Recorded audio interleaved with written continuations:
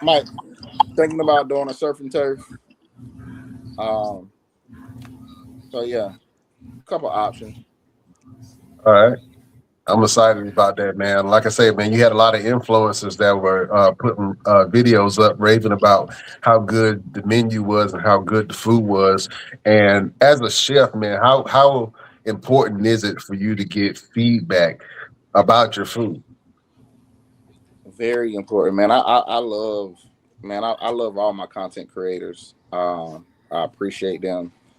Um, you know, and one thing about content creators, they're gonna tell you the truth. If it ain't good, it ain't good. If it hit, it hit. I've had a couple of them tell me, what some things that wasn't good. So I improved on. Took some things off the menu, added some things to it. So shout out to all my favorite content creators. Um, Absolutely. so yeah, but having critiquing your food, man, I enjoy it.